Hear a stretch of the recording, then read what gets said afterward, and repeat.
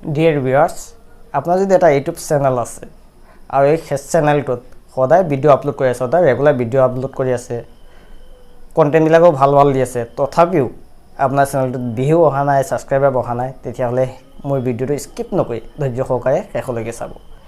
আপোনাৰ ভিডিওবিলাকত কেনেকৈ ভিউজ আহিব, কেনেকৈ চেনেলটো সাবস্ক্ৰাইব বাঢ়িব, এই সকলোখিনি মই এই ভিডিওটোত ধুনীয়াকৈ বুজাই দিম।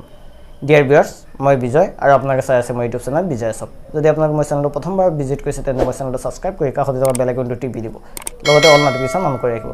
আৰু যদি অলৰেডি মোৰ চেনেলটো সাবস্ক্ৰাইব কৰি ৰাখিছে তেন্তে থেংক ইউ সো মাচ। Dear viewers, তেন্তে দেৰি নকৰি বলক ভিডিওটো আৰম্ভ কৰোঁ।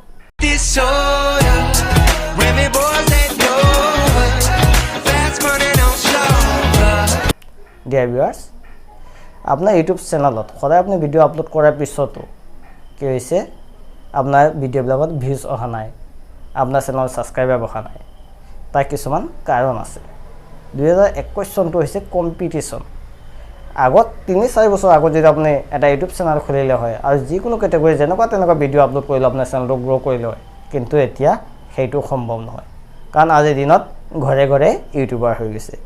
আৰু ইউটিউব প্লেটফৰ্মটো এনেকুৱা হৈছে যে এখন মহাসাগৰৰ নিচিনা। তাত যদি একটকীয়া কইন এটা আপুনি দলি মাৰি পেলাই দিয়ে, সেইটো জানো বিচাৰি পাব।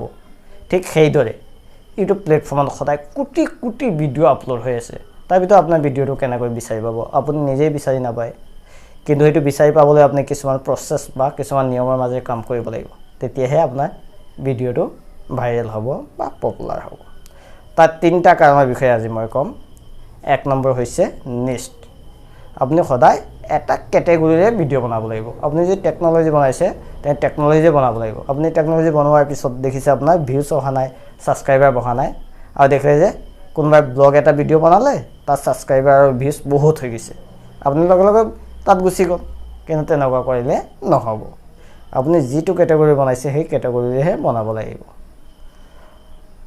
2 নম্বৰ পইণ্টটোৱে হৈছে ৰেগুলাৰিটি। আপুনি সদায় ৰেগুলাৰটো মেইনটেইন কৰিব লাগিব। যদি আপুনি প্ৰথমৰ পৰা ডেইলি বনাইছিলে, ভিডিও আপলোড কৰি আছিলে, তেতিয়া ডেইলি কৰিব লাগিব।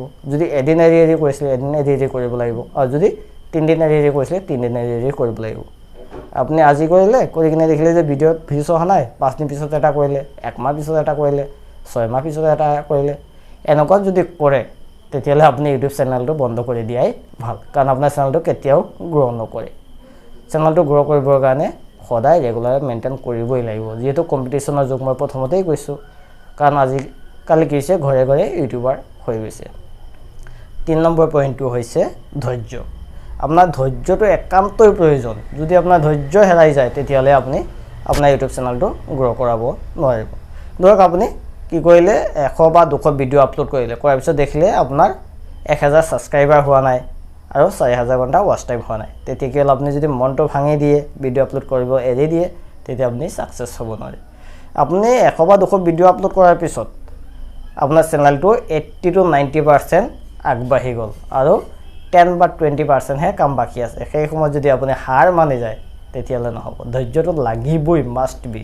ধৈৰ্যৰ অবিহনে ইউটিউব চেনেলটো গ্ৰ' কৰিব নোৱাৰি।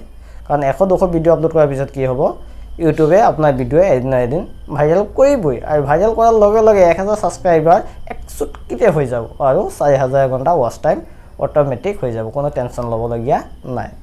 ডিয়াৰ ভিউৱাৰ্ছ, আশা কৰোঁ মই ভিডিঅ'টো ধুনীয়াকৈ বুজি পাইছে। যদি ভালকৈ বুজি পাইছে তেন্তে লাইক কৰিব, কমেণ্ট কৰিব আৰু শ্বেয়াৰ কৰিব।